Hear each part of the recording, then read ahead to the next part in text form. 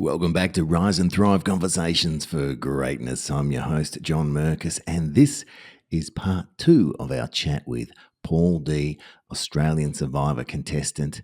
And in part 1, we left you on a cliffhanger, which we're just about to get back into. Paul, in part 1, showed us the mindset it takes to step into the unknown with courage and so much more, and told us a little bit more about what happens behind the scenes. We're going to hear more of that in part 2. He takes us into the heart of real world resilience, what it means to adapt when plans change, and how to lead yourself when no one's coming to rescue you, and why rising stronger starts with the small daily choices that no one else can see. This is not just about surviving the island and learning about what happens behind the scenes.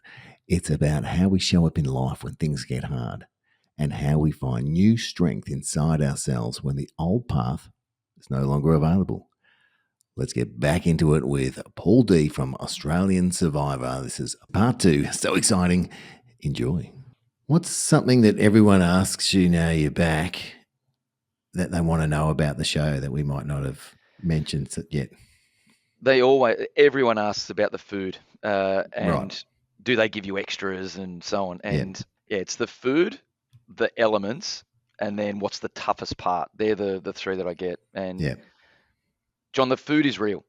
You get rice and beans, and if you don't make fire, you don't eat. And if you overconsume, you'll run out of rations. And if you leave the lid open on some of the things that you cook and don't eat at night and you want to save for the morning, everything that flies or crawls will be in that food, and you've got to make a decision in the morning on whether you want to eat that or not. And 9 out of 10 people eat it, right? There's always one that sort of says, no, I just can't bring myself to do it. But I wasn't in that crew. So you do what you need to. Yeah. You do see people, the difference between what they look like at the start of the show and towards the end of the show. So I knew the rice and beans. I didn't know their complete ration though. So is it like a cup of something or whatever, or is it for the whole tribe is the ration? It's for the tribe, but Right. it kind of will measure out to be, just 3 or 4 days, and you're never sure when that's going to be replaced. So you just can't turn around and feast as much as you want. You've got to be sensible in what you actually use. So it's the minimum that your group will need, to satisfy sort of hunger, but be very sensible in what you leave for the remaining days, because the one thing that's always on your mind is nothing certain. You never know if you walk off for a conversation, you never know if you come back. Every time you go for a challenge, you're never sure if you'll come back. Yeah. So there's uncertainty the whole way through. So you make the most of every moment, and you probably don't do anything silly. Like, with rationing of food as an example, you're always sensible and responsible for what we've got, knowing that you need to prepare for tomorrow, just, and not just take advantage of what's happening right now. Right. And unlimited coconuts? So you must get sick of those. You find them, they're not the easiest things to open. So you probably burn as much energy opening them as what you do when you eat them. But they're so important. Yeah. Because it'll give you like something different to just water, and there's good electrolytes in the juice of the coconut. But no, if you've got a couple of good people that are pretty handy to opening them, it feeds the tribe pretty quickly and pretty well. So you eat plenty. Well, Kaylin was known as a bit of a coconut opener for people and serving people in that way. And so I'd imagine that's part of the social game is, and I've heard it not so much in this season, but in past episodes, we can't get rid of them because they're so good around camp. Yeah. So I'd imagine that's a strategy that some people use to get as far as they can. 100%. You need to find purpose, right? And add value. Like there's currency in the value that you offer the tribe. So whether you're making fire or collecting food or doing some of the graft type of roles around the camp, they're valuable, and if someone's not, shouldering some of the load, you're putting an unnecessary target on your back. So no, I always found like staying busy, and also like staying busy kills boredom. And if you're not, actively doing something, the time can take an eternity, to roll through each day. So No, it's good. Shared activities build bonds, and Mm. showing people that you're adding value in different ways again gives you credit. So it's smart to go and do stuff. Yep. And it's interesting that you say that, because that's like life as well. Adding value, being busy, contributing, it helps your life go better. Yeah, Yeah. 100%. Like Yeah. I'm sure some people just have lazy days and sit on the couch, but I've never really loved the feeling at the end of that day when I've just laid around and done nothing, Mm. versus those days where I've set myself some targets and some goals and I've gone out and achieved it. Like Mm. I can relax at the end of that day, but the feeling is very different, Yeah. knowing that I've relaxed after a sense of achievement Yep. versus, knowing full well that I haven't really achieved anything in that day. So Yep. those Yep. days on Survivor are no different to that. Yep. Oh, fantastic. It just sparked another question in me when you said you never know whether you're going to be coming back. Because one of the things I noticed that probably happens all the time, but I noticed in this season, is it looked like everyone took all their gear to the challenges as well. Every time you move, you pack everything that you've got. There's not a single time where you'll leave camp where you don't pack all of your belongings. Yeah, So you right. don't have many belongings to pack, No. but no, you never know. So, and that's one of the great elements of the game. It's just absolute uncertainty. So you can never move with real confidence. Mm. The game has so many different curveballs that it can throw at you. So now you pack and take everything that you own, and if you make it back, great, you settle in again, and the same happens the next day and the next day. So Wow. such a good show. Yeah, yeah, Mm, it is. yeah. It is. It is indeed. What were some of the favorite challenges that you did? Was there anything that stood out, or just like the whole lot? You do love the whole lot, even the ones that really test you. Like I knew, and I had paired up with Ben on the show when you had to do the really painful one where you have to stand on those pegs. Oh, yeah. Uh, and Ben had terrible feet, and he knew that, so we were always going to get bombed early. But they are tough. They hurt and they really put your brain through Mm. serious doubt. Just saying, what are you doing to yourself? Step down. So they were interesting to see people. Those endurance challenges, Yeah. they show like the depth of people's character, right? So they're terrific, but also some of the fun ones. As soon as you see anything with a big water slide, and you can get involved doing, some of those like exciting sort of daring things, they're always great too. So Yep. you Yep. do look forward to every single challenge day. It's the absolute highlight of your day. Right. Yeah, And they're are fun. they every second day? No, you'll do something every day because traditionally it'll Right. be a reward challenge and then an immunity challenge and a reward and then immunity. So Okay. most days you'll go and do something. There are some rest days, if you like, where there's not a challenge, but mostly there's a challenge per day when you're out there. How was the one where you had to carry that mud? Because, like you're saying, you've got all your clothes and whatever, and then there's a challenge, Rise and Thrivers, where all the contestants had to fill up with as much mud as however they could in their on their bodies, in their t-shirts, some in their pants, there, and then fill up another container, and then that became a weight that you had to do something with later on. But effectively, everyone's just covered in mud. Yeah. And again, that was huge fun. And you see the first ones go in and they're a little bit sort of delicate and they won't get their hair in there and so on. And in the end, it's just everywhere. And it's carry as much as you can. So you work out pretty quickly that if your clothes are, the more you can fit in, Yeah, like, a shirt and wring that out and so on, yeah, the better it is. But geez, they're fun.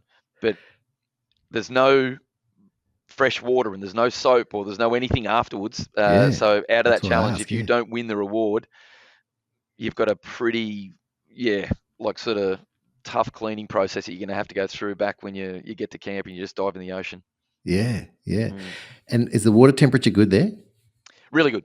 Yeah. Yeah, So it's every bit the tropical paradise that you can picture in your head. That's where you mm, live. yeah, So, and there's so many mornings where you'll see an incredible sunrise or there's a really well lit night that you just sit back and as a group you just go like, we should never forget this. Like mm, this is something that only a very few get to achieve or get to experience, and it's not forgotten on anyone when you're out there. So yes, you're playing the game, but there's some memories yeah, around just living in a tropical paradise.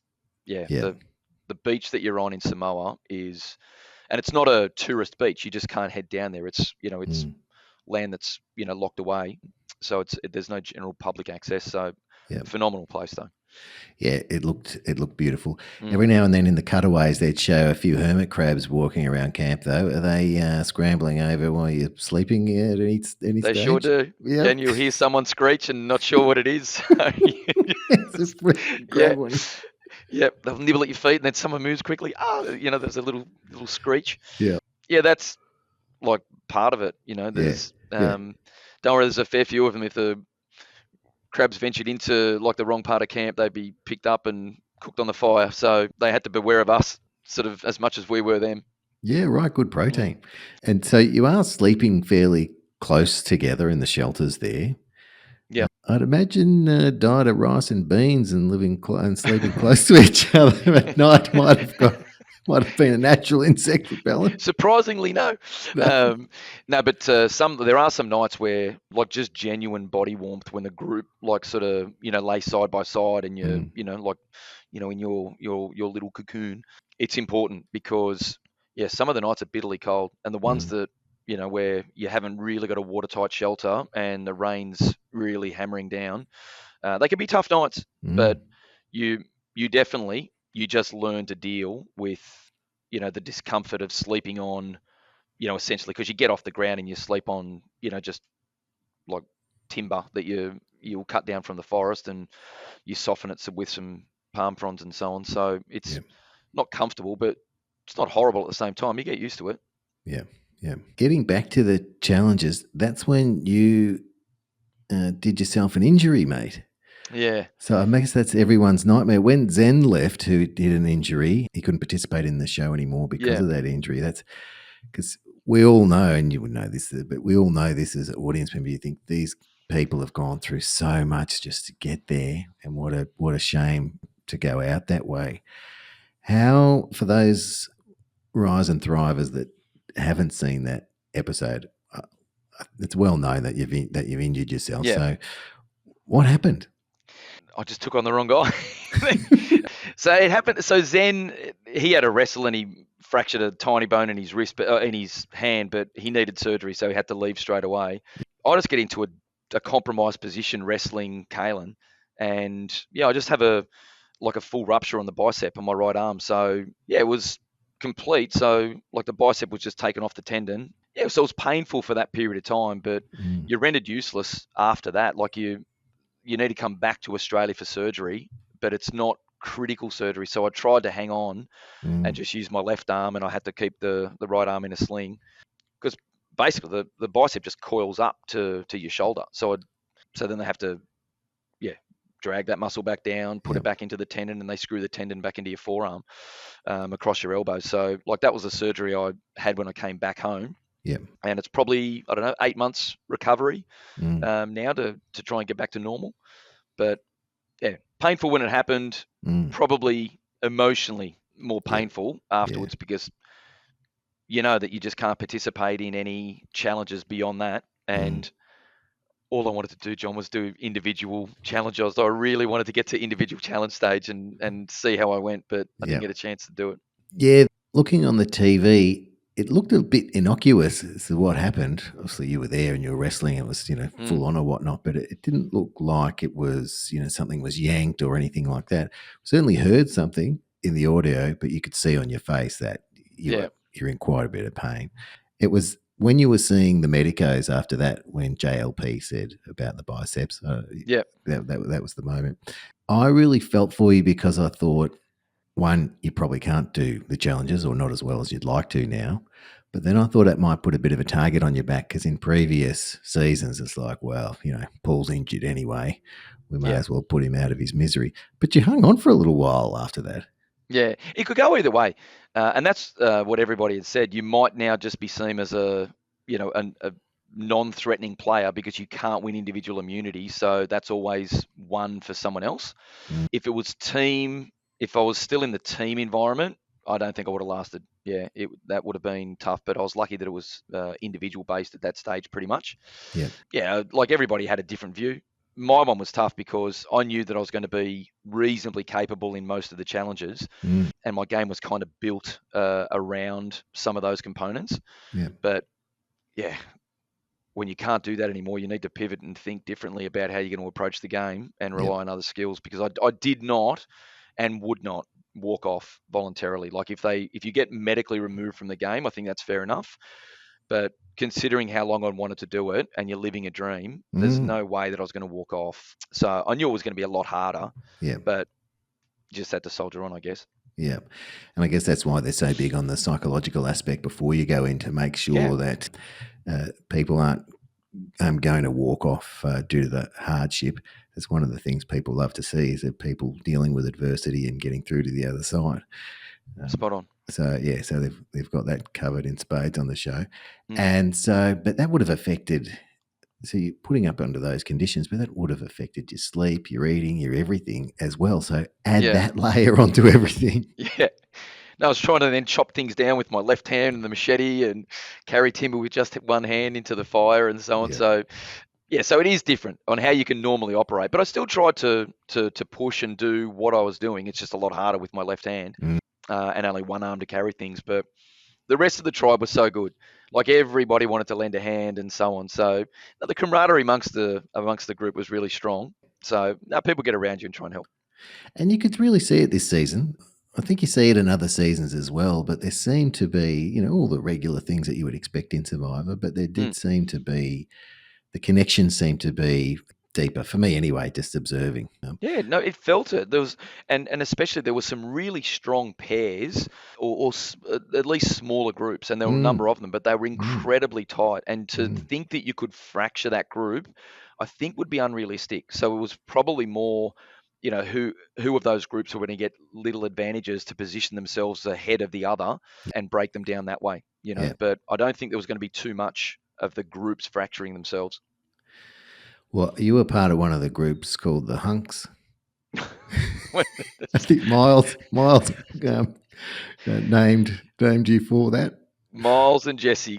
Jesse was a weird and wonderful character, come up with so many different sort of things in there. But I don't know how that ever eventuated, but I went along with it. That was it. And you made it to merge, so that must have been a bit of a personal goal. I mean, no one wants to be the first off, and then I guess the next thing is, can I make it to merge? And then you're in the final tribe. Yeah. So you must have been happy with that. Yeah, absolutely. I mean, they are the two milestones. Like every single player doesn't want to leave first, so you avoid that like the plague. But making merge, there were a number of people that you could see there was this emotional, like, sort of response to that moment, and it's talked about quite a bit at Tribe about when it would officially take place, because you try and guess when that's going to happen. Yeah, there was a relief on so many players' faces, and just the way that they would express their emotions at that time. It was a big moment and a great one to be part of. Really, really good. You'll remember that for a long time. But then people want to get to jury, and then obviously like make the final two. That would be like everybody's goal, but certainly merges on everyone's list. Are you okay not making the jury? Well, no, but yeah. Well, it is what it is, I guess. But still, that was another goal, then, obviously. I kind of knew, like, you sort of accept your fate when like the injury occurs. I kind of internally, I was thinking that my time was or my days were numbered. But no, look, it was a milestone that I've loved to have made. But more importantly, I really wanted to conduct, be part of the individual challenges. I would have loved, like, I've watched them on TV, and I've gone, how much fun that would have been. So that's my one big regret. That was my biggest wish, apart from winning it, of course. My biggest wish would have been like getting involved in those individual challenges and just seeing how well I would have went. Yeah, fair enough. And then I guess you do live the resort lifestyle once you're on the jury, because you've got one thing to do every day, which is be a tribal. But apart from that, you're taking advantage of a beautiful tropical paradise in Samoa. Well, they had a good time in Jury Villa. I've caught up on how they were feeling there. So some were living their best lives. It was good. Nice little trip away. Enjoying the elements of Samoa. Yeah, nice. Pretty good. Well, and speaking of merge, when you merge, you have a new tribe name. You named the tribe. So that's pretty special. I did. And because, like, part of my day job, I was involved in the beer game, right, in the liquor industry. And there was a billboard in Samoa that was promoting one of their local beers, and it was a term that was stronger. So it was a high ABV beer. And I asked just the driver what that term means, and he was saying, like, it means stronger, Yeah. And I go, good. So I just remembered that conversation when we were driving in from the airport, and it was proposed to the group that we're stronger together when like we merged as one, and probably for lack of options, everybody just chimed in and said yes. Like we're aligned. Let's go with Malosi. You're being humble again, Paul. That was a great name. That's Malosi, isn't it? Yeah, Yeah. Malosi. It was a Samoan term, Yep. for stronger that was on an advertising billboard. That's how it came about. Yeah. So just happened to remember it. Nice. Well, you made it to the final 12. Yep. So, that's a really great achievement. How you ended up being voted out in the game, that was quite a good tribal from a yes viewer's point of view. That was really good. I know from your point of view. Well, I don't know. I'd love you to walk us through that last tribal that you went to, if you wouldn't mind, because I know how it went. Yeah. But what and was as it a like? fan, Yeah. no, I loved it. It was very, very good. Yeah. Yeah. So, and you had no idea. Like, I knew that Paulie and myself were the two names that were being tossed around in the scramble prior to tribal, but how that twist came about was so entertaining and even fun to be part of. When you look back, it's terrible the outcome for me personally, but it was still, as a fan, it was fun to be part of. So I thought there was a chance that Kristen may play her idol just in case, like, Paulie pulled one out of the fire. Yeah. So that was a backup. But when Miles had taken that idol away, no one really gelled at that time that he was preparing to use it for Paulie at that very tribal council. Right. So there were two elements. There was an when he first took it, and then an even bigger aha like when he played it on the same day. So that was an epic move, and everybody was like taken by surprise, like as it was happening. So it was fun to be part of. Terrible, but fun. Yeah, I get it. Yeah. It's for those viewers, I want to explain a little bit of exactly what happened. So Miles, one of the contestants, he won an advantage, and that advantage was that you can steal someone's idol at tribal council, but he only had a couple to do it in, so there was a time limit or something on it as well. You'd have to know someone had an idol first in the first place to do it. He found out that Kirsten had an idol, so it's like, okay, I can steal hers. So if no one had said anything about any idols and he didn't know one existed, that wouldn't have happened. He can't do it. Yeah, he can't do it. So then he says, I'm going to play my advantage. I'm going to steal this idol, and I'm going to play it for Paulie, who there's a lot of talk that he was going to be the one voted out. So because he played the idol for Paulie and not himself, which is also risky because you never know if it's you on the chopping block, then I think that left you with only 3 votes or something, and I think it was 2. Yeah, so it was 10 to 2. So it was 10 AJ to and Miles. 2. Got out on 2 votes. Yeah, the only votes that counted, because Paulie's were all void because the idol was played for him. So, and you just know as the names getting rolled out, because Paulie's name was every single one of them, and you just knew that whoever's name was going to come out as the other option, you were done for. Yeah. So, and at that moment, you didn't know that Miles was gunning for you and that you were the other option. No, yeah, no. Like because you weren't sure, knowing that your name was being circulated for that particular tribal council, you're not sure in the end of where or who has actually aligned on your name or someone else's name. Gotcha. So it was interesting. So yeah, I was pleased that, like, some of my other alliances held true, but just had 2 of those dastardly deeds that were played out. So anyway, that's how it goes. But like I said, it was heartbreaking to leave. Yeah. But as a fan, it was a very good tribal council to be part of. Just on the wrong side of the vote. It was a really good episode to watch. I wanted to ask, you must, because you can tell, but when JLP goes to get the votes, there's a bit of scrambling there to go, I'll read them in these order, read them in this, because it always seems to be pretty strategic how it's read out. Yeah. No, but he walks off to get the urn. They take a couple of minutes behind the scenes, and then he'll come back and, he reads them live for you, and there's no break in that play. So, no, I think he's very aware of the order that they're placed in the urn to build the suspense, and that's what we love so much, right? So there's always a big reveal. The last one is the big reveal. Yeah. It's beautifully timed. You wouldn't want it any other way, that's for sure. No, absolutely not. That's for sure. Now, Paul, this show's called Rise and Thrive Conversations for Greatness, where we talk about what people do and think to achieve greatness in their lives. And we've touched on a bit of that today through the call. I know a lot about Survivor because that's super interesting for me as the host, but also for you as a fan of the show and a lot of other people out there. But you've been a athlete, a coach, a dad, and now a Survivor contestant. So I'm really interested in, how do you define greatness in your life? What's greatness for Paul? I actually feel like greatness, I think there's a lot of people that can achieve good, but for greatness, I've always thought it's reserved for those that are prepared to do more than the average person and go beyond good, because everybody's inherently got like different levels that they're gifted with naturally. But anyone that's gotten more than the average person just because they dedicated hard work and really, showed some mental fortitude, and some real resilience. I look at anyone that's got more than they're supposed to out of anything that they've been tasked with.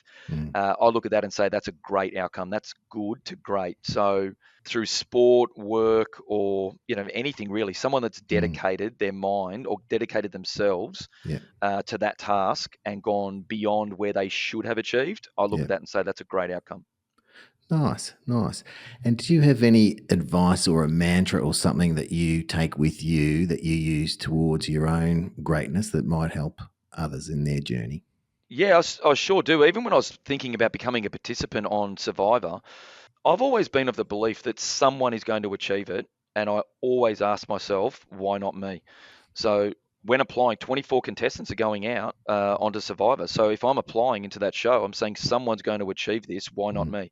And whatever it takes. So if it's through the application process on how I'd stand out, or if I'm preparing for my own sporting journey, I'd know what work I need to put in to be better than someone else. Because if someone's going to win it, I look at what I need to do to be that person, because I know someone's going to take it out, and I just can't accept that I'm not putting in the work necessary to give myself the best chance to be that person. So that's how I've always looked at it. My sporting career and now what I'm doing in coaching, the same thing. Someone will win the title, and I'm always asking myself, why not our squad? Why not me as the coach? Yeah. Great question. To ask yourself.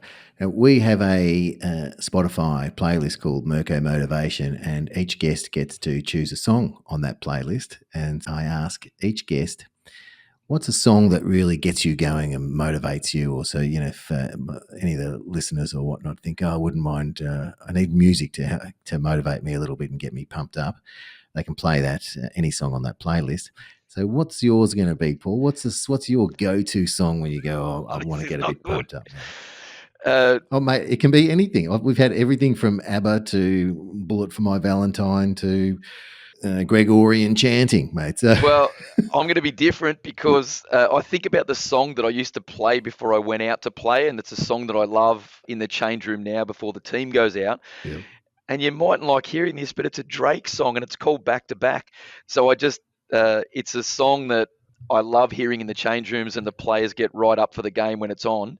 And I used to listen to it myself in the gym. So if anything, that's the one that when I hear it, it reminds me of competition. It reminds me of the early starts that I've got and the motivation that I need in the gym. So it's my song. It's the go-to. Back to Back.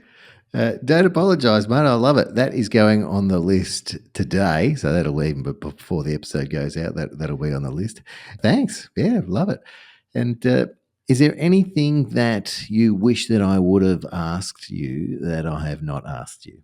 No, it's only like Not that I would have asked, but I feel actually responsible now. Like I feel your forum is so valuable, and I just want to spread the word more because I'm raising two young adults at the moment. They're 17 and 14, but I think constantly about what I can do to motivate them for the next stages of their lives, what they can do to be better people, how I build them or the resilience in them to get through life, because it's certainly not easy in some of the things they have to tackle. So it's more about not a question about how to pass it on. It's more a commitment that not only people sort of work out what they need to do themselves to be at their best, but how they can help lift others up, especially when that someone might be, feeling a little down. It's, what you can do to be your best, but to also like help others up. I'm such a strong believer in that because there's power in the group. Yeah, definitely. It's great to hear you say that. One of my favourite sayings is "You rise by lifting others." So that's in the theme of your show, and I know that's the kind of person you are because that's what a coach does as well. Just one demonstration. I'm sure there's many. We do have some younger listeners of the show. A few friends of mine that are dads, their teenage kids listen to the show. They like the resilience stuff as well. So that was in season 2. One of the big takeaways for me out of that season, and I use it on a weekly basis, is there's no problem that doesn't have a solution. Yep. And that gets me through so many things. And it doesn't necessarily mean you like the solution. Like, That's right. Your car breaks down or whatever, you go, well, I've got to spend money fixing it. But it's like, well, that's a problem. It's got a solution. So, and I've found that personally in life all over the place. If I ever think there's I like to say challenge instead of problem, but as the saying goes, there's no problem that doesn't have a solution. And that is what resilient people think. I used to think resilience was about holding on and being tough when that's all, but resilience is a mindset, and which I've come to discover, and it's about what people think to have the greatest life that they can possibly have. And one of the things they think is there's no problem without a solution. That's a great way to look at it. And I agree with you completely that some of the solutions aren't easy, but they are there and they will work. And they just might be a little bit more difficult than you expected, but you can achieve it. Yeah. Paul, I feel like I could talk to you for hours. I'm going to wrap it up here. I just want to thank you for being so generous with your time and your experiences and really lifting the lid for us on a whole bunch of things that I know myself and others as families watching the show really want to know about. But I'm also glad we got to talk about resilience, leadership and mindset as well, which is the themes of the show, and really important, as you say, that we get the message out there. So Paul Dee, thank you so much for being on the show. Thank you so much for having me. It was a real pleasure. Thanks for joining us on Rise and Thrive, Conversations for Greatness with John Merkus. Remember, you are loved, you are worthy, and you do matter. Embrace the journey of personal growth and motivation. Let's go out there and do something great. Follow or subscribe for more insights and inspiration every Tuesday. Until next time, stay awesome.